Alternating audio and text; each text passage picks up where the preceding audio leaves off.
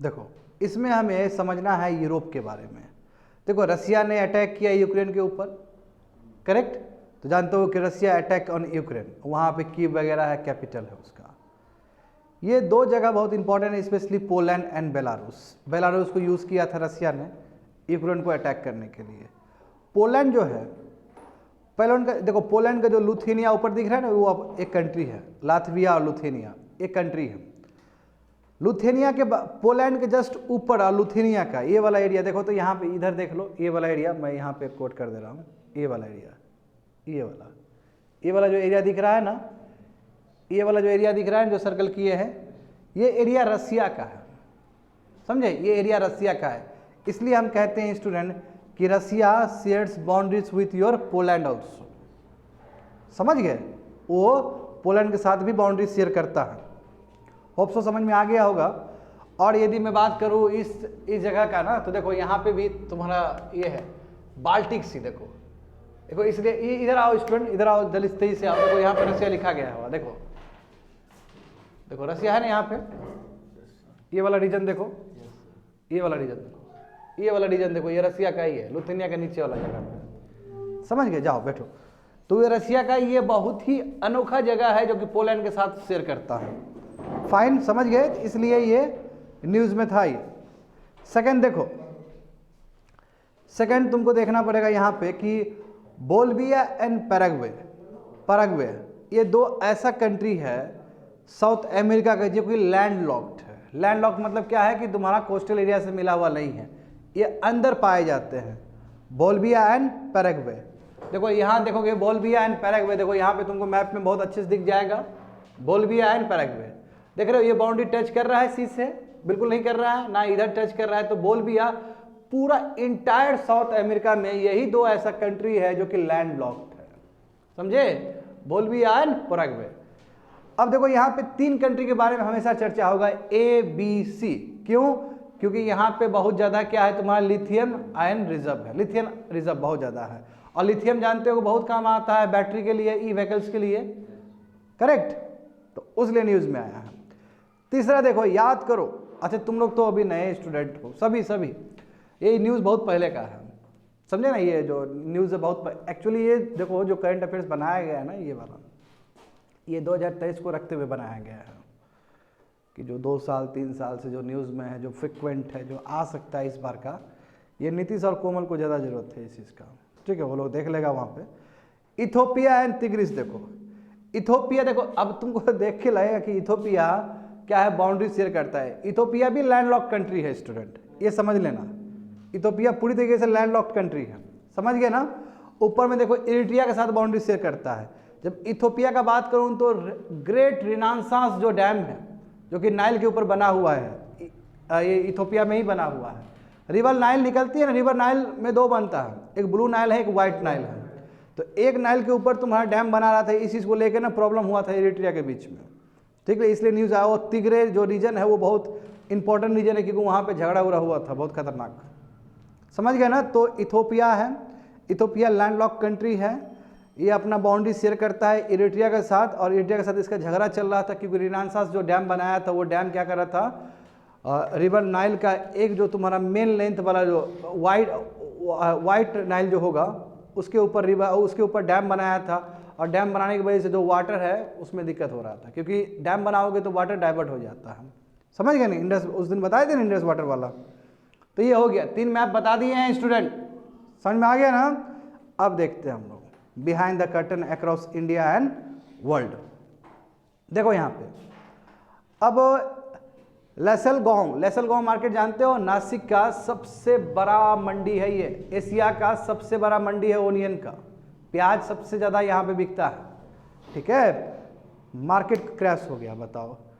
अब लो रेट यानी कि तुम्हारा क्या है, 2 से 3 रुपया पर केजी बिक रहा है। क्या रीजन है इसका? इसका सबसे बड़ा रीजन है कि देखो क्लाइमेट चेंज की वजह से ना अभी बहुत ज़्यादा ही तुम्हारा अनाज हुआ, यानी कि ओनियन प्रोडक्शन हुआ। अब ओनियन प्रोडक्शन हुआ, ओनियन जो निकला, तो ओनियन को तुम रख नहीं सकते क्योंकि गर्मी हो रहा है तो ओनियन सड़ जाएगा पूरी तरीके से। तो सब फार्मर्स दौड़ के गए मंडी पे कि लो हमारा लो, महंगा हो गया। इधर से भी फार्मर्स आ रहा है, उधर से भी फार्मर्स आ रहा है, इधर से भी फार्मर्स आ रहा है, बहुत ज़्यादा तुमको प्याज दे रहा है, महंगा मतलब सस्ता हो जाएगा प्याज।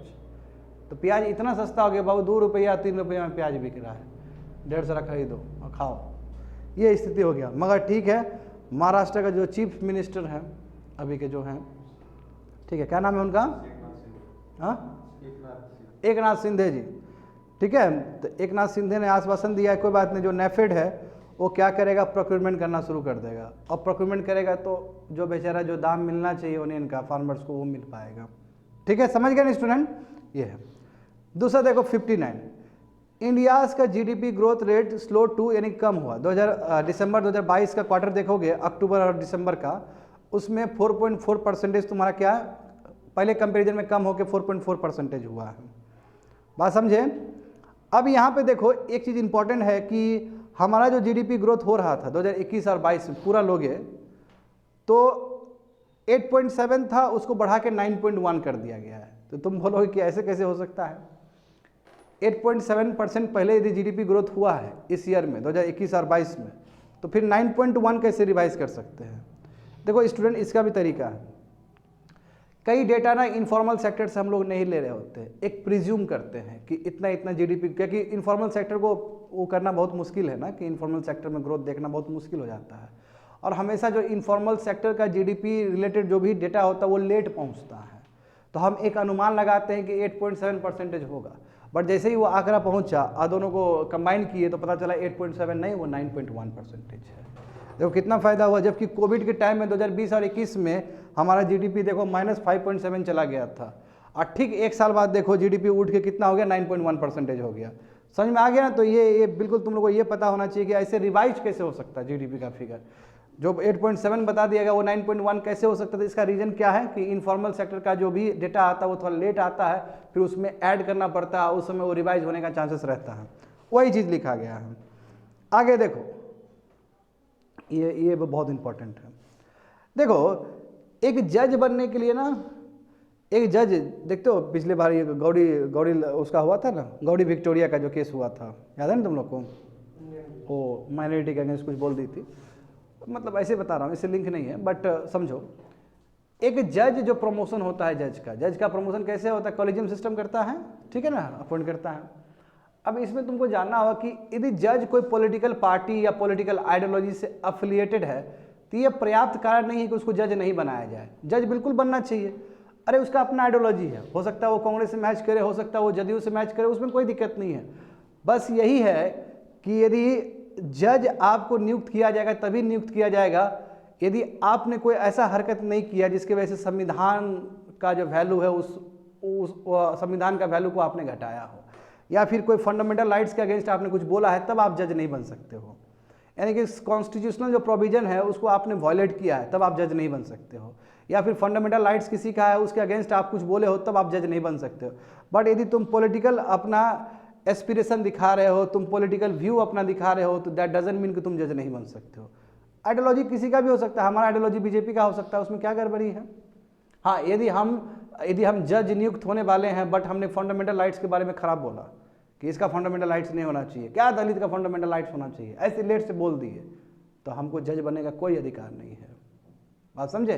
तो वही चीज़ लिखा गया, only views whose expression should be bar a person from becoming a जज should be those undermine constitutional values और फंडामेंटल राइट्स। यानी कि कोई भी जज जो बनने वाला है या जज के लिए जिसको हम चुन रहे हैं, यदि उसका कोई व्यूज़ कॉन्स्टिट्यूशनल प्रोविजंस को गलत बता रहा है या फंडामेंटल राइट को गलत बता रहा है, तो ऐसे लोग को जज नहीं बनना चाहिए। और यदि जज कोई अपना व्यू दिखा रहा है जिसमें वो पॉलिटिकल आइडियोलॉजी को सपोर्ट कर रहा है या नहीं कर रहा है, वो रीज़न नहीं हो सकता है जज नहीं बनने का। बात समझ में आ गया ना?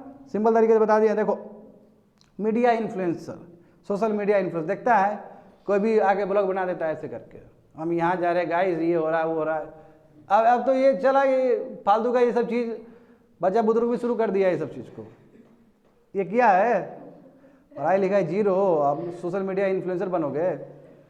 अब इस चीज़ को लेकर ना दिक्कत होता है।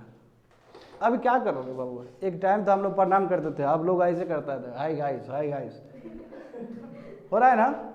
और सिविल सर्विस में सब भूल जाओगे गाइस बोलना, ठीक है ना? सिटीजन बोलना शुरू कर दोगे, ये भी जान लेना। गाय से आएगा तुम्हारे मुंह से, गाय आएगा तो तुम बोलोगे कितना गाय प्रोड्यूस करती है एक साल में दूध, ये वाला कॉन्सेप्ट सब आएगा। अब यहाँ पे समझो, अब ये क्यों बोल रहे हैं हम सोशल मीडिया इन्फ्लुएंसर। अब देखो सोशल मीडिया इन्फ्लुएंसर कोई भी बन जाता है मोबाइल खोल के, है ना। अब हर घर में सेलिब्रिटी बैठा हुआ है, मोबाइल ही सेलिब्रिटी है एक तरह से। तो अब ये सोशल मीडिया इन्फ्लुएंसर की वजह से ना लोग सब ना बहुत ज़्यादा गुमराह हो रहे हैं, लोग सबको दिक्कत हो रहा है। बात समझो क्यों। अब भाई कई बार ये लोग एडवर्टीजमेंट के रूप में कुछ भी किसी को भी प्रमोट कर देते हैं, सही बात है ना। जो चीज़ खराब है उसको भी ये बोलेगा कि ये खरीद लो, अच्छा चीज़ है। तो इसके ऊपर स्ट्रिक्ट रूल्स और रेगुलेशन होना चाहिए कि नहीं होना चाहिए। इसलिए सरकार ने बोला कि अब नया नॉर्म्स लगेगा बबतौलों के ऊपर। खैर नहीं, उल्टा पुल्टा प्रचार करोगे तो डंडे से मारेंगे। तो वही रूल्स और रेगुलेशन लाया गया और ज़रूरी है, बहुत ज़रूरी है। चाहे यूट्यूब हो, व्हाट्सअप हो, ठीक है ना, ये तुम्हारा जितने भी सोशल मीडिया से रिलेटेड है।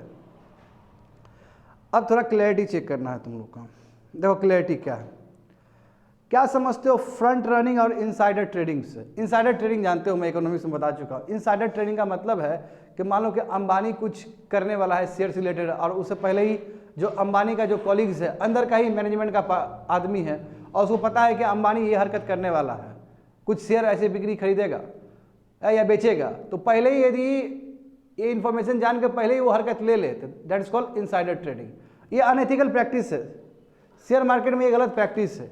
तो इनसाइडर ट्रेडिंग का मतलब क्या है कि आप मैनेजमेंट के अंदर ही हो और आपने क्या किया, उस चीज़ का दुरुपयोग किया। जो अंबानी जो लेने वाला है फैसला, या कोई बड़ा आदमी फैसला लेने वाला है, अंदर ही आपने क्या किया, उस चीज़ को जान के आप पहले ही आपने काम कर लिया, तो आपको बहुत फायदा होगा शेयर मार्केट में। इसको बोलते हैं इनसाइडर ट्रेडिंग। फ्रंट रनिंग का मतलब क्या है कि ये सेम चीज़ यदि कोई किसी दूसरे आदमी को पता चला जो कि इनसाइडर नहीं है, वो आउटसाइडर है, जैसे म्यूचुअल फंड को पता चल गया या ब्रोकर को पता चल गया, और वो चीज़ ये सेम चीज़ कर रहा है, जो इनसाइडर ट्रेडर कर रहा था वो सेम चीज़ तुम्हारा बाहर के लोग कर रहा है, तो उसको क्या बोलेंगे, फ्रंट रनिंग कहेंगे। समझ में आ गया ना स्टूडेंट अंतर। दोनों ही अनएथिकल प्रैक्टिस है। सेबी ने बार बार मना किया कि ये सब मत करो, अच्छा बात नहीं है। दूसरा देखो श्रीलंका का स्थिति देखो। अब देखो आखिर IMF को इंडिया से एश्योरेंस क्यों लेना पड़ा, इसके लिए श्रीलंका का लोन को रीस्ट्रक्चर करने के लिए। तो क्या है इसका मतलब, देखो अब श्रीलंका जानते हो कि क्राइसिस में आ गया था। एक साल पहले स्थिति देखा ही था, श्रीलंका की स्थिति बहुत खराब था। अब देखो इसने पैसा बहुत जगह से लिया है, इंडिया से लिया है, चाइना से लिया है, और भी बहुत सारा जगह से लिया होगा, और ये अप्रोच किया IMF को। तो IMF जो इसको बेल पैकेज देने वाली है, यानी कि जो पैसा देने वाली है ताकि इकोनॉमिक्स फिर से रीग्रोथ करे, उसके लिए हर लेंडर से वो बात करेगा। इंडिया ने अप्रूव कर दिया, बोला ठीक है दे दीजिए, कोई दिक्कत नहीं है। तो ये एक नियम ही है, क्योंकि इंडिया पैसा दिया है ना, कर्जा दिया है ना इसको। जब इंडिया कर्जा दिया है और अभी बेल आउट दे रहा है वहाँ से IMF, तो इंडिया से बात करेगा ही करेगा, वो चाइना से भी बात करेगा। तो इसलिए लिखा गया कि क्यों आखिर इंडिया से एश्योरेंस लेने की क्या जरूरत था IMF को, यानी कि अप्रूवल लेने की क्या जरूरत है about the restructuring of Sri Lanka. इसलिए ज़रूरत था क्योंकि हम भी उसको पैसा दिए थे, कर्जा दिए थे, और हम एश्योरेंस दे रहे, कोई बात नहीं आप रीस्ट्रक्चर करवा दो, यानी कि आप बेल आउट वाला पैकेज दे दो, कोई दिक्कत नहीं है। बात समझ में आ गया ना। तो इसलिए इंडिया ने ओके कर दिया इस चीज़ को। आगे देखते हैं, देखो क्या ग्रे एरियाज है इलेक्टोरल प्रोसेस में। देखो ये तो जानते हो कि उस दिन सुप्रीम कोर्ट का मैंने तुम लोगों को बताया था कि सुप्रीम कोर्ट ने क्या अपने जजमेंट सुनाया है 2 मार्च को। यस, उसके ऊपर एडिटोरियल लंबा चला था ना क्लास में कि चीफ इलेक्शन कमिश्नर, ठीक है ना, उसको अपॉइंट करने का एक कमेटी होना चाहिए, ठीक है। नंबर 1 देखो, तुम उस दिन दिमाग में आया था उसका किस लिए, तुम बोला था ना सर ये judicial overreach and judicial activism है, याद है। तो देखो इसको जुडिशियल एक्टिविज्म नहीं कहा जाएगा, बढ़िया समझना। सीबीआई का तो एडिटोरियल में था क्रिटिसाइज किया कि सीबीआई में भी इसी तरह होता है, फिर भी कहाँ वर्ड सही से करता है सीबीआई। तो वो तो एक्चुअली इसलिए इसका सबसे बड़ा रीजन है कि लेजिस्लेशन गड़बड़ है उसका, वो दिल्ली पुलिस एक्ट से बना है ना, इसलिए प्रॉब्लम है। नहीं मुद्दा ये मैं मुद्दा बोल रहा हूँ कि कई लोग कहेंगे कि जो सुप्रीम कोर्ट आया है इस तरह का फैसला सुनाया, जजमेंट सुनाया, जहाँ पे वो बोल रहा है कि जो अपॉइंटमेंट है चीफ इलेक्शन कमिश्नर का, वो एक कमेटी करे, ठीक है, उसमें अपोजिशन मेंबर भी रहे और सब बहुत सारे लोग सब रहे। तो सवाल, एक बुनियादी सवाल है, क्या ये जुडिशियल ओवररीच है या जुडिशियल एक्टिविज्म है, यानी कि जुडिशरी अपना लक्ष्मण रेखा को लांघ रहा है। तो देखो इस चीज़ को लेकर मैंने रिसर्च किया, क्योंकि ये ऐसा चीज़ है ना कि तुम कंफ्यूज हो जाओगे। कंफ्यूज इसलिए जुडिशरी का हर वो फैसला एग्जीक्यूटिव के ऊपर जुडिशियल ओवररीच नहीं होता है स्टूडेंट, ये समझ लेना। जुडिशियल ओवररीच होने के लिए भी जरूरी है कि लक्ष्मण रेखा लांगे कि नहीं लांगे हैं, तो इसके बारे में मैं अध्ययन कर रहा था बैठ के क्लास रूम में। तो व्हाट आई फाउंड कि क्या क्या बुनियादी चीज़ होना चाहिए जिसके वजह से, जिस आधार पर हम कह सकते हैं कि लक्ष्मण रेखा को क्रॉस कर दिया जुडिशरी ने। ये बिल्कुल भी जुडिशियल ओवररीच नहीं है, इसका मैं आधार देता हूँ तुमको। हालांकि हमको काउंटर कर सकता है कोई दूसरा वाला, क्योंकि डिबेट तो होगा, ठीक है, जुडिशियल ओवररीच है या नहीं है तो वो तो डिबेट का एक हिस्सा है। बट मैं बोल रहा हूँ कि जुडिशियल ओवररीच नहीं है, जो हमारा ज्ञान है। नंबर 1 ये देखो, क्योंकि आर्टिकल तुम्हारा जो दिया गया है 324 क्लॉज 2 में बोला गया है कि प्रेसिडेंट तब तक चीफ इलेक्शन को चुनेंगे जब तक पार्लियामेंट लॉ लेके नहीं आता है, यही ना है। तो यहाँ पे जो बोला गया है, तो यहाँ पे ऐसा थोड़ी बोला है कि जुडिशरी ने कि सेलेक्ट कमेटी हमेशा चुनेगा, वो बोला है कि जब तक लॉ नहीं बनाएगा तब तक चुनेगा। तो यानी कि पार्लियामेंट का जो चीज़ है, जो संविधान में दिया गया, वो चीज़ को तो रखा है इंटैक्ट, इसलिए लक्ष्मण रेखा क्रॉस नहीं किया वहाँ पे। नंबर 1। दूसरा चीज़ क्या है कि दूसरा चीज़ भी सुप्रीम कोर्ट ने बहुत ही अदब से बोला एग्जीक्यूटिव को कि जो टेन्योर का सुरक्षा आप देते हैं चीफ इलेक्शन कमिश्नर को, वो सेम चीज़ एक्सटेंड कर दीजिए ना। फोर्स नहीं किया है, एक्सटेंड कर दीजिए ना, रिक्वेस्ट किया है। तो वहाँ पे भी हमें साफ साफ दिखता है कि जुडिशियल ओवररीच नहीं है। ये दो चीज़ को पहलू से ठीक से समझोगे तो जुडिशियल ओवररीच तुमको समझ में नहीं आया, मतलब आएगा कि ये जुडिशियल ओवररीच नहीं हो रहा है, समझ गए। इसको मैंने देखा, तो ये भी एक ग्रे एरियाज है, वही ग्रे एरियाज है। और दूसरा क्या है सबसे बड़ा ग्रे एरियाज, इलेक्ट्रल प्रोसेस में इलेक्ट्रल बॉन्ड बताए थे ना कि जो भी डोनर्स होगा वो एनोनिमस होगा, पता ही नहीं चलेगा। तीसरा देखो, अच्छा इतना डिजिटल ट्रांजैक्शन हो गया, उसके बावजूद भी कैश इन सर्कुलेशन कभी कम होने के लिए तैयारी नहीं है।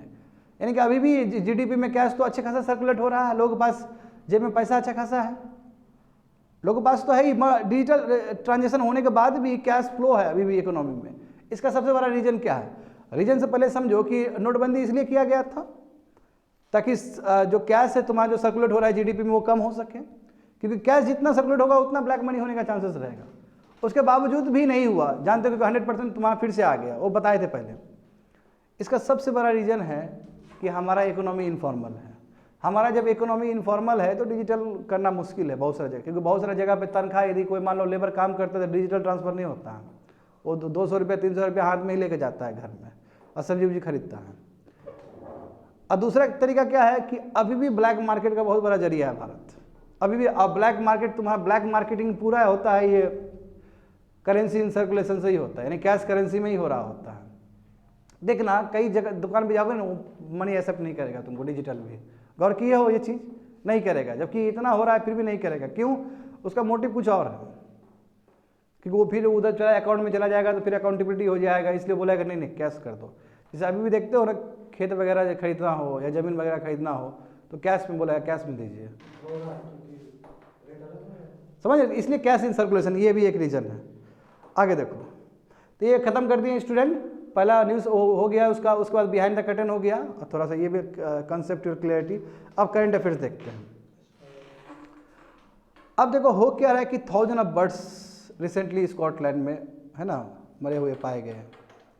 अभी चिंता का विषय है क्योंकि वही एवियन इन्फ्लुएंजा बताए थे ना, और ये कौन सा H5N1 है। अब ये इन्फ्लुएंजा की वजह से बहुत सारे बर्ड्स मर रहे हैं। जैसे मान लो कि एक बर्ड्स इन्फेक्टेड है, ठीक है, एक बर्ड्स इन्फेक्टेड है और उसका जो फिशिस है, उसका जो डट प्रोडक्ट्स है, लेट से एक कोई पानी में रह गया और फिर दूसरा बर्ड आएगा पानी पिएगा वहाँ पे या फिर वहाँ पे घूमेगा तो उसको भी अफेक्ट हो सकता है। अभी बहुत खतरनाक तरीके से हाँ फैल चुका, बहुत गंदा तरीके से फैल चुका है। बात समझ में आ गया? तो यहाँ पे देखो, world largest northern gannet colony in Scotland has been recently disseminated by the, यानी कि ये जो जगह है तुम्हारा स्कॉटलैंड का, स्कॉटलैंड बताओ किस कंट्री के अंदर आता है? हाँ, ग्रेट ब्रिटेन, यूके के अंदर आता है स्कॉटलैंड, समझ गए ना। तो ये जो जगह है नॉर्दर्न गैनेट कॉलोनी स्कॉटलैंड का, वहाँ पे बहुत ज़्यादा एवियन इन्फ्लुएंजा पाया गया, यानी कि बर्ड फ्लू वायरस बहुत ज़्यादा पाया गया है, ठीक है। इसके बारे में समझो कि जो एक्चुअल में जो सबसे ज़्यादा जो कैरियर होता है वो वाइल्ड एक्वेटिक बर्ड्स होता है। पिछले क्लास में भी देखे थे ना हम लोग कि वाइल्ड एक्वेटिक बर्ड जो है तुम्हारा, जो कि तुम्हारा प्रीमोर्डियल रिजर्वर है। क्या होता है प्रीमोर्डियल रिजर्वर? यानी कि सिंस एंशिएंट टाइम, बहुत पहले से शुरू से ही ये वाइल्ड एक्वेटिक बर्ड शुरू से ही क्या किया है, इस वायरस को कैरी किया है, बहुत पहले से 1000 साल से ही इसको कैरी कर रहा है। That is called primordial reservoir. A transmission of the virus with in the world bird population is dependent on, देखो कैसे डिपेंड करता है, कैसे इसका वायरस ट्रांसमिट होगा दूसरे बर्ड पे, ये डिपेंड करता है फिकल और ओरल ट्रांसमिशन से। ठीक है, वही जो बोले थे ना फिशेस डट प्रोडक्ट सब यदि वहाँ पे चला गया या ओरली यदि बोल रहा है और वो सलाइवा उधर चला गया तो उससे, या फिर कंटेमिनेटेड वाटर से, इससे क्या हो सकता है कि एक बर्ड जो इन्फेक्टेड है उसका असर दूसरे पे भी दिख सकता है। Avian influenza virus have been isolated from water, देखो इसलिए वाटर से आइसोलेट कर दिया गया यूएस में, कनाडा में, चाइना में, क्योंकि बहुत पहल हुआ इस चीज़ को लेकर। And they can remain visible for extended periods of time in surface water और कैरकासेस, और अभी भी वो सरफेस वाटर पे रहेगा और जो हड्डी है कैरकासेस है वहाँ पे भी रहेगा, और उसके यदि कांटेक्ट में आए स्टूडेंट तो फिर इस तरह का बर्ड फ्लू होने का चांसेस रहेगा। देखो एग्जाम्पल बताया गया है कि जो लेग्स है, वेटलैंड है, ये तुम्हारा ये भले ही इन्वायरमेंटल, ये देखो एक रिजर्व की तरह काम करता है, और यहाँ पे कांटेक्ट में आ गया बर्ड, पानी पीने के लिए पहुँच गया वेटलैंड में और पहले से ही है वहाँ पे, तो अफेक्टेड हो जाएगा। नॉर्दर्न गैनेट, ये नॉर्दर्न गैनेट जो है ये भी सी बर्ड है, लार्जेस्ट स्पीसीज है तुम्हारा इस जगह का। It is a native to the coast of Atlantic Ocean में तो आते रहता है, और ये सब इन्फेक्टेड हो गया है अभी। तो ये एक चिंता का विषय है कि किस लेवल पे थाउजेंड्स बर्ड्स सब मर रहे हैं बिकॉज ऑफ H5N1। H जानते हो ये दोनों ही क्या प्रोटीन है जो कि वायरस के साथ अटैच होता है। H कितने टाइप के होते हैं, 18 टाइप्स के होते हैं, और N कितने टाइप के होते हैं, 11 टाइप्स होता है, और इसी का कम्बिनेशन H1N1 बनता है, या H18 N11 तक जा सकता है, इसी का कम्बिनेशन ढेर सारा बन सकता है, समझ गए ना। तो H और N प्रोटीन है स्टूडेंट जो कि वायरस के साथ अटैच होता है। आगे देखो, let us look at the international and national organisation about seismology. Earthquake आता है ना, सिस्मिक वेव्स आता है कि नहीं आता है, वो सिस्मिक वेव्स को चेक करने के लिए कितना मैग्नीट्यूड है उसके लिए वर्ल्ड में क्या क्या संस्था है। ठीक है, इंडिया में भी आए, क्योंकि देखो अब टर्की का अर्थक्वेक आया है तो उठेगा, दूर तक जाएगा बात। तो यहाँ पे देखो इंटरनेशनल सिस्मोलॉजिकल सेंटर, ये बनाया गया था एडिनबरो में। ठीक है, ये तुम्हारा यूके में होगा, ठीक है ना, वहाँ बनाया गया था 1964 में with the help of UNESCO के हेल्प से। और इन 1970 ये सेंटर बना है किसके लिए, इंटरनेशनल नॉन गवर्नमेंटल बॉडी के लिए। अभी जितना भी चाहिए होगा तुमको डेटा वगैरह, तो ये सबको हेल्प करता है, ये डेटा देता है सिस्मोलॉजी से रिलेटेड, अर्थक्वेक से रिलेटेड, समझ गए ना।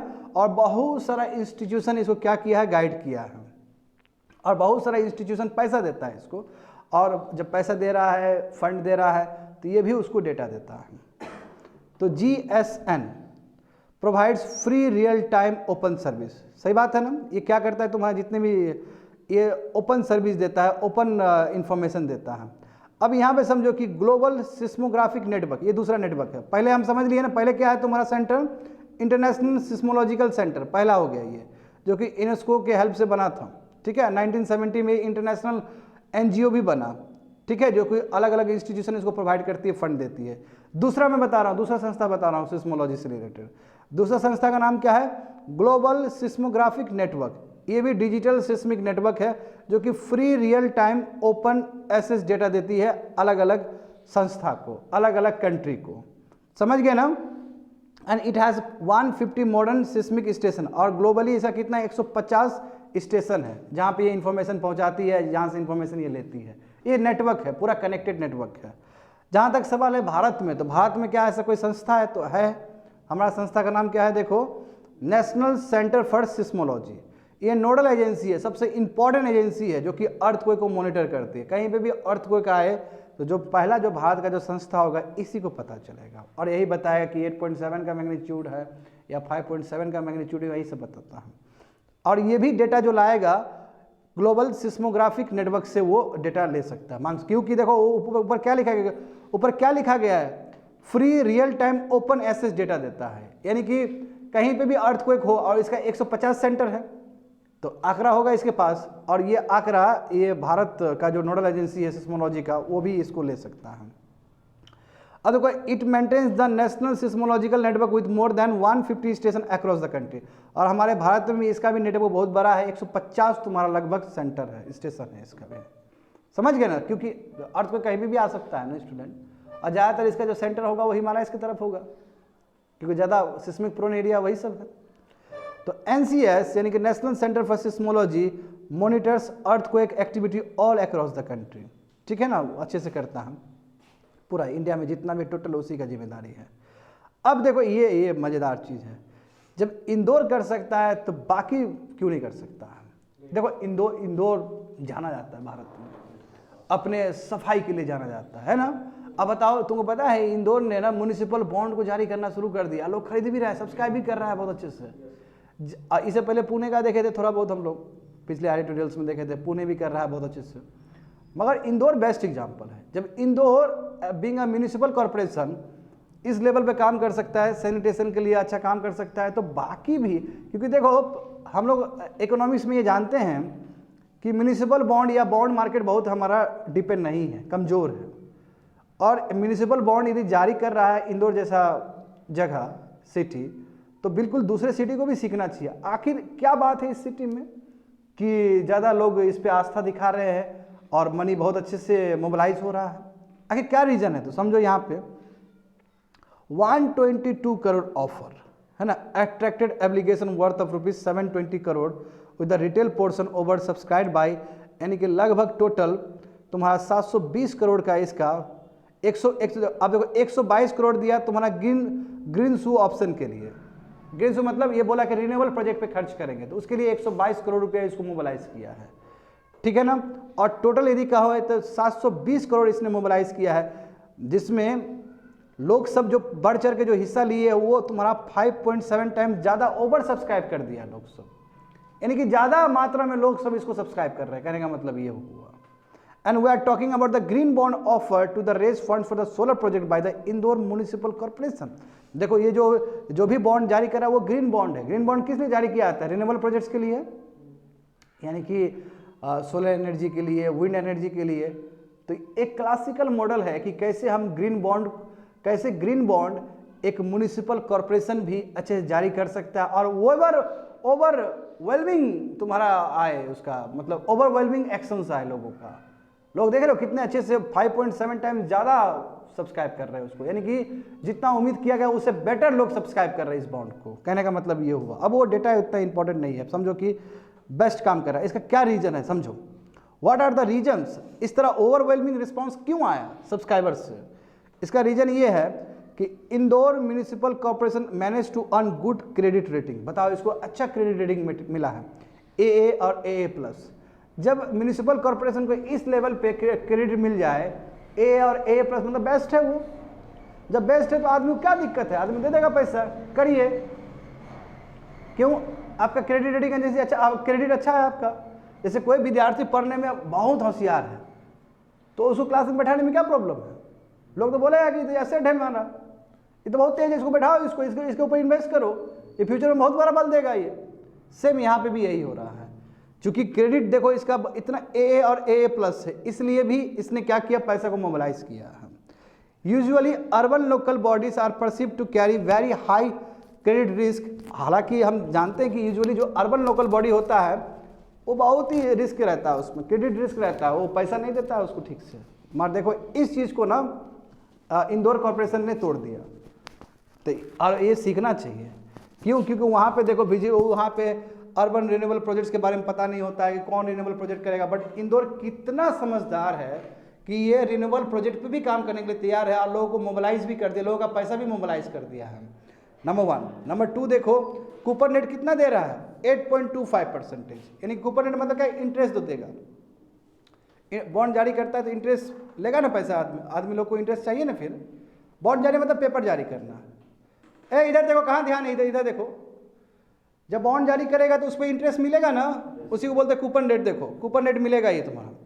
This bond offers significant spreads over yield of 7.3 to 7.6 on central and state government securities. और तुम्हारा इसका जो यील्ड है तुम्हारा, यानी कि सरकार के साथ गवर्नमेंट का, जो स्टेट गवर्नमेंट का बात हो या सेंट्रल गवर्नमेंट का बात हो बॉन्ड का, उसके साथ भी इसका स्प्रेड है लगभग 7 से लेके 8% तक का। कहने का मतलब क्या है कि इसमें अच्छा खासा आपको कूपन रेट मिलने वाला है, इंटरेस्ट रेट मिलने वाला है। तो ये भी एक रीज़न है कि लोग सब्सक्राइब किए। और दूसरा जो सबसे मेन रीज़न है कि इंदौर का बहुत अच्छा छवि है क्रेडिट को लेके, रिन्यूएबल प्रोजेक्ट को लेके। The structuring of this bodies with return of principality in installment, जो किस तरह आएगा 3 ईयर्स में, 5 ईयर्स में, 7 ईयर्स में, 9 ईयर्स में। ठीक है, तो ये भी अपने आप में बहुत अच्छी बात है। इस तरह तुम्हारा दिया गया कि 3 साल वाला बॉन्ड होगा, कोई 5 साल वाला बॉन्ड होगा, इस तरह होगा। आगे देखो, municipal bond market is still municipal. हमारे कंट्री में ना जो म्यूनिसिपल बॉन्ड मार्केट है वो भी बहुत कमज़ोर है। तो एक बेस्ट एग्जांपल इंदौर है। इंदौर को सीख के ना बाकी कंट्री का भी सिटी को इसी तरह आगे म्यूनिसिपल बॉन्ड को जारी करना चाहिए। कहने का मतलब ये है, देखो एग्जांपल देखो, कॉर्पोरेट बॉन्ड का मार्केट कितना 5 लाख करोड़ का है प्रत्येक साल, कितना ज़्यादा है। और सरकार का यदि राज्य सरकार या केंद्र सरकार का यदि बॉन्ड मार्केट का देखोगे तो कितना है तुम्हारा 20 लाख करोड़ का है।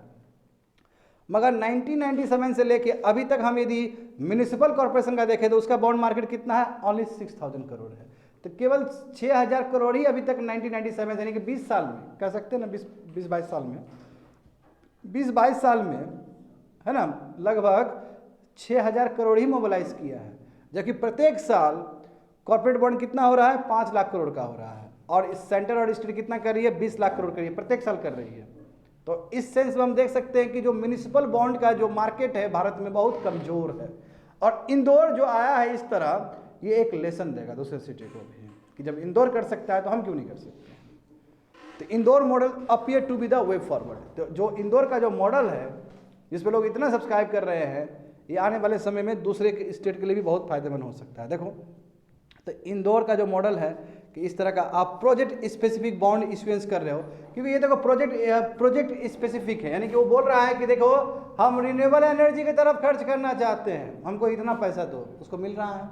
ये भेग नहीं ले रहा है, जैसे होता है ना कि इतना पैसा दो, इधर इधर खर्च करेंगे, ऐसा नहीं बोल रहा है। ये बोल रहा है कि रिन्यूएबल एनर्जी पे हमारा होगा, हम वहाँ पे करेंगे, तो लोग दे रहा है इसको। और क्रेडिट रेटिंग भी बहुत अच्छा है इसका, तो ये भी सीखने वाला चीज़ है। दूसरी बात ये है कि ये अलग से अपना एस्क्रो अरेंजमेंट भी बना रही है। एस्क्रो मतलब जो भी पैसा आया है उसका एक अलग से फंड भी बनाएगी, ताकि यहाँ से पैसा फिर से रीपेमेंट भी हो लोगों का, क्योंकि लोगों का आस्था बना के रखना जरूरी है। बॉन्ड मार्केट में मान लो कि लोग पैसा जारी किया और उसको ठीक से इंटरेस्ट ही नहीं मिला, कूपन रेट ही नहीं मिलेगा, तो फिर नेक्स्ट ईयर क्यों करेगा वो, नेक्स्ट टाइम क्यों करेगा। इसके लिए वो एस्क्रू अकाउंट भी बना रहा है। एस्क्रू अकाउंट का मतलब क्या है, अलग से अकाउंट बना रहा है, ये पैसा कुछ पैसा उधर भी जमा किया जाए, ताकि वहाँ से फिर से लोग को कूपन रेट के लिए पैसा दिया जाए। तो ये काम हो रहा है देखो। और इसमें बताया गया कि 60 मेगावाट कैप्टिव सोलर प्रोजेक्ट के लिए पैसा ये मोबिलाइज किया है, which is a very good. समझ गए ना, 125% सिक्योरिटी कवर है देखो, और तुम्हारा एस्क्रू अकाउंट बनाया गया है। आराध्य देखो, आराधा बोले, अबाधा वही पूरी जो सिटी है, पूरी जानते हो ना, पूरी को ट्रांसफॉर्म करने की जरूरत है। अब देखो पूरी में ना, उस जगह में ना बुद्धिज्म से रिलेटेड कुछ पाया गया है, स्टोन पाया गया है ना, तो अब ये तो बहुत बड़ा खबर है। पाया गया तो भव्य बनाओ उसको, टूरिज्म में कन्वर्ट करो उसको, सब आएगा। जापान लोग उड़ते हुए आएगा, साउथ कोरिया लोग उड़ते हुए आएगा, कहाँ है बुद्धा, कहाँ है बुद्धा, खोजेगा सब, है ना। या फिर साउथ एशियन कंट्री लोग ऐसे भी बुद्धा का भक्त सब है, आएगा कम्बोडिया से उड़ते हुए, वियतनाम से उड़ते हुए। देखो यहाँ पे तो आबादा to transform Puri into world heritage site. तो क्या है ये आबादा, समझते हैं। उड़ीसा गवर्नमेंट ने इसके लिए ना लगभग 3000 करोड़ रुपया दिया है। आबादा का फुल फॉर्म समझो, augmentation of basic amenities and development of heritage and architecture, इस स्कीम का मतलब ये होता है। और इस स्कीम के अंतर्गत पुरी को 3 साल में वर्ल्ड हेरिटेज सिटी बनाना है, और उसके लिए उड़ीसा गवर्नमेंट ने कितना दिया, लगभग 3000 करोड़ पैसा आवंटित किया है। तो आखिर क्या मिला यहाँ पे, देखो एक कोंडलाइट स्टोन्स, ठीक है, यहाँ पे are being used widely to maintain aesthetic value of some projects. देखो कोंडलाइट स्टोन्स को यूज़ किए जाएंगे, ठीक है, जैसे देखो वर्ल्ड सिक्योरिटी जोन में यूज़ हो, जैसे जगन्नाथ पिलग्रिमेज सेंटर वहाँ पे भी यूज़ हुआ है। तो अलग अलग जगह पे जो कोंडलाइट स्टोन्स का जो यूज़ है, ठीक है, वो अपने आप में बड़ी बात है। देखो सकूपड़ा, ये बिगेस्ट 6 कोंडलाइट स्टोन जो वहाँ पे पाया गया है, ठीक है, और रिसेंटली लगभग कितना पुराना देखो 7th और 8th सेंचुरी का ओल्ड बुद्धिस्ट स्तूपा वहाँ पाया गया है, समझ रहे हो ना। तो अब इतना पुराना स्तूपा पाया गया है, स्तूपा समझते हो, अंडा लाइक स्ट्रक्चर होगा, वो मंदिर होता है, ठीक है, जहाँ पे कहा जाता है कि बुद्ध का अवशेष कुछ ना कुछ वहाँ पे होगा। तो माइनिंग जो साइट है वो ललिता गिरी के पास है, और ललिता गिरी क्या है, जहाँ पे बुद्धिस्ट कॉम्प्लेक्स उड़ीसा में पहले से ही प्रेजेंट है। तो स्तूपा माइट हैव, और ये जो स्तूपा पाया गया है 13,000 साल पहले का, वो पक्का 7th या 8th सेंचुरी का होगा।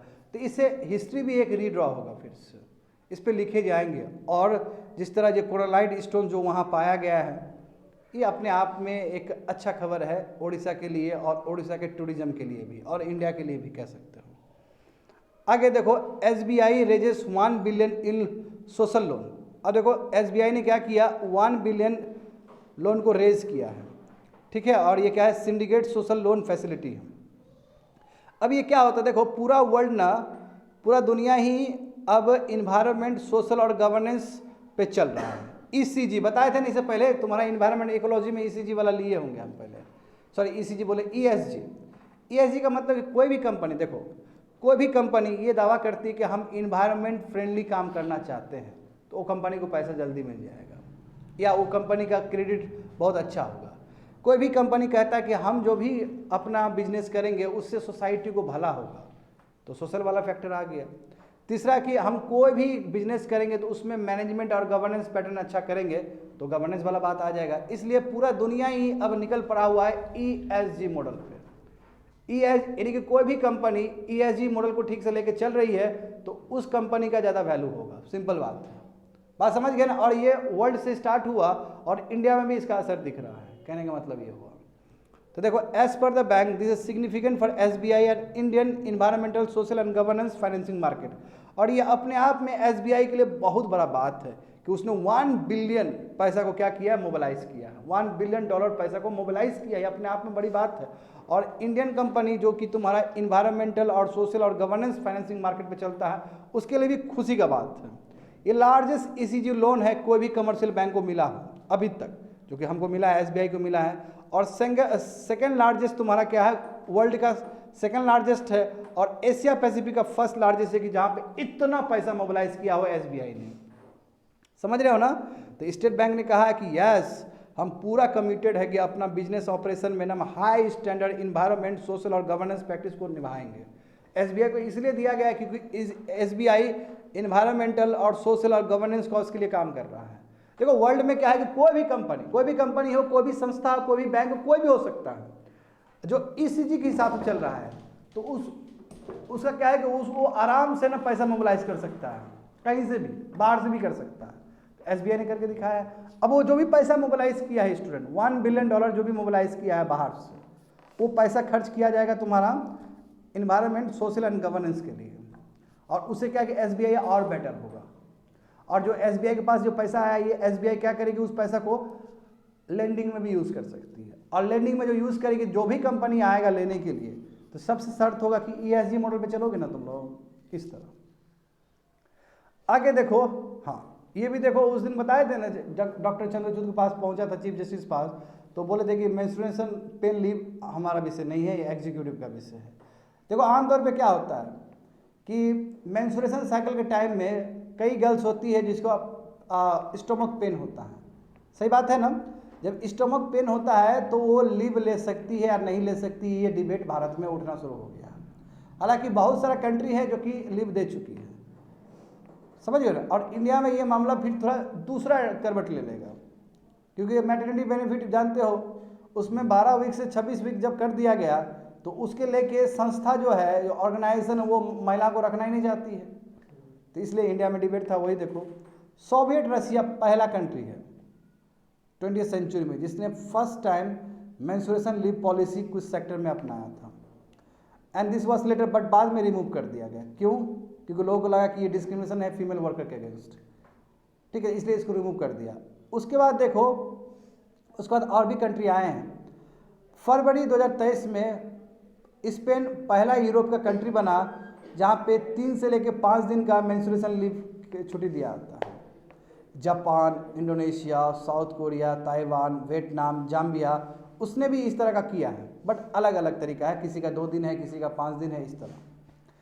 वियतनाम में देखो 30 मिनट का ब्रेक मिलता है महिलाओं को, 30 मिनट्स का। ताइवान में देखो women can request a day of, 1 महीना में 1 दिन वो ब्रेक ले सकती है और हाफ वेज उसको मिल जाएगा ताइवान में। 2017 में जाम्बिया फर्स्ट अफ्रीकन नेशन है जिसमें दिया है तुम्हारा 1 दिन का लीव मिलेगा ईच मंथ, ठीक है, महिलाओं को। What about India? इंडिया में क्या है? बिहार और केरल ऐसा मात्र स्टेट है जहाँ पे मिलता है। देखो खुश रहो बाबू, एक जो सबसे लिटरेसी वाला स्टेट है, एक सबसे कम लिटरेसी वाला स्टेट, मगर दोनों ने एक तो काम तो सेम कर दिया। बिहार ने कुछ कुछ चीज़ बहुत अलग किया है। बिहार ने ट्रांसजेंडर वाला भी लिखा है, एप्लीकेशन फॉर्म पे ट्रांसजेंडर भी आएगा। पहला स्टेट है कंट्री का जो ट्रांसजेंडर को भी इतना वैल्यू दे रहा है, बड़ी बात है। बिहार पॉलिसी देखो 1992 में ही आया था, जहाँ पे गवर्नमेंट एम्प्लॉयज़ को 2 दिन का छुट्टी मिलता है। केरल स्टेट गवर्नमेंट देखो इसने 2023 में किया है, ठीक है। Notification also set women student, जो वुमेन स्टूडेंट्स है जो एग्ज़ाम में दे रही है, ठीक है, उसके लिए भी है थोड़ा सा। 2017 में देखो, अब ये जो भी है छोड़ दो। हाँ देखो ये देखो ये इंपॉर्टेंट है। अभी देखो स्विगी और बैजू भी बोला कि ठीक है हम भी करेंगे, क्योंकि 2020 में जोमेटो ने भी सिमिलर लाया था, ठीक है ना, क्योंकि पहले भी हुआ था ऐसा कुछ। प्राइवेट कंपनी जो तुम्हारा गोजुप और कल्चरल मशीन है, ये प्राइवेट कंपनी 2017 में ये भी बोला कि ठीक है हम भी मेंस्ट्रुएशन लीव देना चाहते हैं। तो उसको देख देख के जोमेटो भी किया है और अभी स्विगी और बैजू भी किया है ये चीज़। मैं इंडिया में क्या है, इंडिया एज अ होल अभी कुछ मामला नहीं है। जब सुप्रीम कोर्ट में ये मामला गया तो सुप्रीम कोर्ट बोला कि देखो हम इंटरफेयर नहीं करेंगे, जाओ ये एग्जीक्यूटिव का मैटर है, एग्जीक्यूटिव देख लेगा इस चीज़ को, नहीं तो फंस जाएंगे हम पे फालतू में, ठीक है ना। क्योंकि देखो पिछले बार हुआ था ना, मैटरनिटी को लेकर पता है उसको क्या हुआ है। आगे देखो खत्म हो गया day to day current affairs. अब थोड़ा सा ट्रेंड स्टॉक। ट्रेंड स्टॉक मतलब डेटा। देखो डेटा देखो, students going abroad for higher education is seeing massive increase. हमारे बच्चे लोग ना हायर एजुकेशन के लिए विदेश बहुत ज़्यादा जा रहे हैं। एग्जाम्पल देखो यहाँ पे लगभग 7.5 लाख लोग जा रहे हैं। 2022 का आंकड़ा देखो, उससे पहले 4.4 लाख था। अभी कितना जा रहा है, 7.5 लाख लोग जा रहा है बच्चा बुजुर्ग लोग पढ़ने के लिए बाहर। बहुत है ना, लाख करोड़ नहीं, क्या है तुम्हारा 7.5 लाख है, क्योंकि 7.5 लाख है, करोड़ नहीं 7.5 लाख है। उतना करोड़ थोड़ी जाएगा उतना तो पॉपुलेशन ही नहीं है, ठीक है। 7.5 लाख। इसमें देखो दूसरा क्या दिया गया है तुम्हारा यहाँ पे, एजुकेशन लोन भी, विद्यार्थी जो एजुकेशन लोन लेता है वो भी लगातार बढ़ा है, नीचे देख सकते हो, ठीक है ना। देखो बांग्लादेश 60 देख लो, बांग्लादेश टॉप एक्सपोर्ट डेस्टिनेशन है हमारा व्हीट का। देखो बाहर हमारा व्हीट का इतना किरकिरी होता है, बांग्लादेश वाला लोग बहुत बढ़िया से व्हीट खा रहा है हमारा। देखो देख रहे हो ना, बांग्लादेश है, उसके बाद इंडोनेशिया है, उसके बाद साउथ कोरिया है, उसके बाद यूएई है और यमन है। तो हम कह सकते हैं कि एशिया में हमारा प्रकोप है व्हीट का। और व्हीट बीच में डिस्टर्ब हुआ था, वेस्टर्न डिस्टर्बेंस की वजह से फिर अभी पटरी पे आ गया है व्हीट। लोग समझ में आ रहा है ना। और ये देखो जहाँ तक व्हीट इन्फ्लेशन का बात है, तो व्हीट इन्फ्लेशन हुआ है, देखो 25% था व्हीट इन्फ्लेशन, महंगाई। Global food prices had softed. देखो जब यूक्रेन का कन्फ्लिक्ट हुआ बाबू, तो जो दुनिया में जो चीज़ पाया जाता है फूड प्राइजेस से, वो बहुत महंगा हो गया था। अभी देखो अंडर कंट्रोल है। एक टाइम देखो मार्च 2022 का देखो 160 हो गया था, अब वो घट के अभी क्या है, अंडर कंट्रोल है, 131 है। तो हम कह सकते हैं कि जो यूक्रेन पे अटैक हुआ उसका पहले का जो सिचुएशन था, यानी कि अटैक होने से पहले का जो सिचुएशन था और अभी का सिचुएशन है सेम है। उस समय 135 था, अभी 131 है, लगभग सेम है। समझ गए ना। 62 देखो, रसिया ने रिप्लेस कर दिया इंडिया का मेजर ऑयल सप्लायर्स को। यानी कि पहले कौन था, इराक था सबसे ज़्यादा, इराक से हमें तेल आता था, अभी बताओ रसिया से तेल आ रहा है, क्यों, सस्ता आ रहा है इसलिए। देखो दिसंबर 2022 में देखो, देख रहे हो ना, रसिया सबसे आगे है, उसके बाद तुम्हारा इराक है 20 है, तब सऊदी अरब है, तब फिर यूएस है। हम कह सकते हैं कि बहुत अच्छे से रिप्लेस किया है। आगे देखो ये भी हैरानी वाली बात है कि भारत के नागरिक ना अपना नागरिकता बहुत जल्दी छोड़ रहे हैं, बहुत तेज़ी से छोड़ रहे हैं, ठीक है। इसमें देख सकते हो तुम लोग कितना, लगभग देख सकते हो स्टूडेंट, लगभग 2.5 लाख लोगों ने, यानी 2.25 लाख इंडियंस ने अपना सिटीजनशिप छोड़ दिया। तो इसका क्या है, इसका संकेत क्या है, इसका संकेत ये है कि हमारे कंट्री में डुअल सिटीजनशिप अलाउड नहीं है। बोले थे ना मोदी जी, मनमोहन जी भी बोले थे पहले, OCI स्कीम आया ना, बताए थे ना, ओवरसीज सिटीजन वाला स्कीम जो आया था, जो सिटीजनशिप पर आए थे। अब ये लोग को चाहिए डुअल सिटीजनशिप, तो डुअल सिटीजन तो अलाउड है नहीं, तो बाद में ये लोग को इंडियन सिटीजनशिप छोड़ना पड़ता है, जो बाहर लोग हमारे भाई लोग हैं। तो वो अब देश क्या बनाएगा, वहीं पे वो धक्का खा के रहेगा और क्या। लो पागल है कहना, चोर साला। और देखते हो कितना ड्रेसिंग लेडी थी वो देखिए आप, गलत लोग है यार, कैलासा बनाएगा उसको। अरे पूरा भारत को ही कैलासा बनाओ ना, हिंदू राष्ट्र बना तो बात खत्म हो जाएगा, कैलासा ही कैलासा है फिर। वो भगोरा है निंदियानंद ना, अरे बहुत गंदा आरोप है उसके ऊपर। आगे देखो 8 बिलियन मेडिकल डिवाइसेस सब मंगवाए हैं, इतना ज़्यादा पैसा का, ठीक है लगभग। अब उसमें देखो इलेक्ट्रॉनिक और इक्विपमेंट्स में कितना है तुम्हारा है 40,000 है, समझ गए। तो यानी कह सकते हो कि मेडिकल डिवाइसेस बहुत ज़्यादा ही मंगवा रहे हैं, है ना। मेडिकल डिवाइस समझ रहे हो ना, बड़ा बड़ा ECG मशीन सब हो गया जो कि चाहिए, जैसे कि आप मान लो कि एम्स में कितना चाहिए होगा मशीन, सब बेस्ट मशीन चाहिए ना इलाज के लिए। बाहर से देखो कितना पैसा लगा है, $8 बिलियन, बहुत ज़्यादा है। तो अब देखो इसको पॉजिटिव भी ले सकते हो कि हमारे इंडिया में हो सकता है कि बहुत अच्छा हो रहा है, यानी कि अच्छे एम्स बन रहे हैं, बड़े बड़े हॉस्पिटल बन रहे हैं, इसलिए रिक्वायरमेंट हो रहा है ज़्यादा। और दूसरी बात है कि मेडिकल डिवाइस यदि हम कंट्री में कल्चर डेवलप करते ज़्यादा बेटर होगा, कंट्री में ही बनाए तो ज़्यादा बेटर है, वहाँ इकोसिस्टम कमज़ोर है। आगे देखो, तो ये हो गया। अब हम लोग नेक्स्ट पर आपकी तरफ जाते हैं। देखो प्रोटॉन बीम थेरेपी जो कि अभी न्यूज़ में रहा है, ठीक है, ये बिल्कुल यूज़ किया जाता है कैंसर ट्रीटमेंट करने के लिए, बिल्कुल करेक्ट स्टेटमेंट है। अब देखो इंडिया में मात्र साउथ इंडिया में ही, ठीक है, पूरा भारत में साउथ इंडिया में ही एक कोई संस्था है या फिर हॉस्पिटल है जहाँ पे ये पॉसिबल है, बस एक ही जगह पॉसिबल है। अभी बहुत ही इनिशियल स्टेज पे है ये, ठीक है। ये प्रोटॉन बीम थेरेपी तुम्हारा कैंसर के लिए, देखो आमतौर पे कैंसर के लिए क्या क्या यूज़ होता है, केमोथेरेपी, बहुत सही बात, केमोथेरेपी। अब केमोथेरेपी में दिक्कत क्या है कि जो भी रेडिएशंस वगैरह यूज़ किया जाता है, आयोनाइजेशन रेडिएशन जो यूज़ किया जाता है, उसमें क्या होता है कि जो चीज़ हमारा बॉडी का सही भी सेल है वो भी गड़बड़ा जा रहा है। तो इसलिए प्रोटॉन बीम थेरेपी में क्या होगा कि जो चीज़ डैमेज है उसी चीज़ पे काम होगा। तो अभी नेशनल स्टेज पे कह सकते हो है ये। दूसरा देखो lower price discovery during the previous 5 to 6 years for various wind based power project is primarily due to the mechanism of open bids followed by reverse auction. ये करेक्ट स्टेटमेंट है। अब देखो रिवर्स ऑक्शन लगवा दिए थे, बताए थे उस दिन स्टूडेंट तुम लोग को रिवर्स ऑक्शन के बारे में।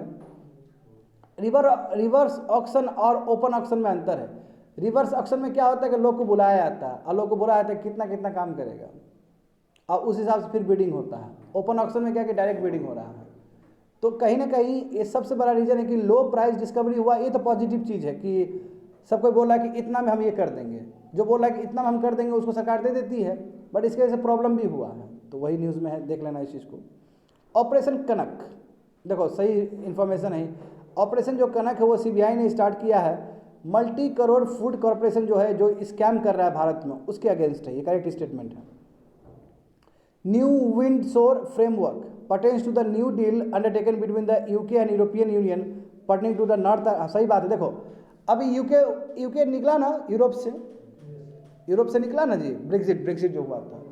तो सबसे बड़ा कंसर्न क्या है कि नॉर्दर्न आयरलैंड तो रिपब्लिक ऑफ आयरलैंड तो अभी भी यूरोप का हिस्सा है, बट ऊपर जो नॉर्दर्न रिपब्लिक है ये वाला हिस्सा, देखो तुम ये इशू पुराना है, नहीं समझ में आएगा तो घबराना नहीं है स्टूडेंट, ये 3-4 साल पहले का पुराना है। देखो रिपब्लिक ऑफ आयरलैंड है, ऊपर नॉर्दर्न आयरलैंड है ना, ये वाला नॉर्दर्न आयरलैंड तो अभी भी यूके का हिस्सा है। तो अब ये यूरोप का हिस्सा नहीं है, ये यूरोप का हिस्सा है, तो ये बाउंड्री शेयर कर रहा है ना यहाँ पे। तो ये प्रॉब्लम को सॉल्व करने के लिए ये वाला मैकेनिज्म आया था, विंडसोर फ्रेमवर्क, समझ गए। तो इसमें क्या है कि कैसे तुम्हारा ये जो रिपब्लिक ऑफ आयरलैंड है कैसे वो रिलेशन बना के रखेगा यूरोप के साथ। At the same time UK Europe के साथ रिलेशन बनाना नहीं चाहता है क्योंकि वो ब्रेक्जिट हो चुका है, इसके लिए आया था ये फ्रेमवर्क। कफाला देखो, कफाला सिस्टम जानते हो, कफाला बताए थे। कफाला का मतलब क्या है कि जितने भी मिडल ईस्ट वाले कंट्री है वो क्या करेगा, मजदूरी करवाएगा उससे, और वो दूसरा जगह पे नहीं जा सकता है छोड़ के। बताए थे ना कफाला सिस्टम, याद है तुम लोग को? कफाला मतलब स्पॉन्सरशिप सिस्टम है जहाँ पे जितने भी माइग्रेंट वर्कर हो गए एक एम्प्लॉय के अंदर ही काम करेगा, ठीक है। ये मिडल ईस्ट में ज़्यादा प्रिवेलेंट है। देखो वहाँ पे 186 देखो, ग्रीन एनर्जी कॉरिडोर, ये बिल्कुल तुम्हारा इंफ्रास्ट्रक्चर से रिलेटेड है तुम्हारा, जिसमें हम क्या करते हैं, रिन्यूएबल को कनेक्ट करते हैं एक दूसरे से, करेक्ट स्टेटमेंट है। इन जनरल क्या बोला, लालिना ज़्यादा होता है, नहीं एलिनो ज़्यादा होता है, एलिनो नॉर्मल फेनोमेना है, बट लालिना से हमारा क्या होता है कि मानसून ज़्यादा आता है। तो ये गलत स्टेटमेंट हो गया यहाँ पे। अभी जस्ट पर आए हैं तुम लोग को ललितगिरी बुद्धिस्ट कम्प्लेक्स, ठीक है, न्यूज़ में रहा। ये आंध्र प्रदेश का है क्या, ये उड़ीसा का है, गलत हो गया statement. Open network for digital commerce, ये तुम्हारा क्या है कि प्लेटफॉर्म है और एप्लीकेशन एग्नोस्टिक है, ये करेक्ट स्टेटमेंट है, ठीक है। Open network for digital commerce का मतलब ये थोड़ा सा जान लेना तुम लोग, पढ़ लेना इसके बारे में। इसमें क्या होता है देखो, ओपन नेटवर्क फंड, देखो थोड़ा सा चेक करो तो जरा। ये सब भारत सरकार का समझ क्या कहता है साइट है जो कि सर हाँ। मतलब मार्केट में सर जैसे कंपटीशन है ना ऑनलाइन कॉमर्स है उसको खत्म करने के लिए लोकल दुकानदार यस, याद आ गया। भोपाल में सर हाँ। स्टार्ट कर दिया गया है सर।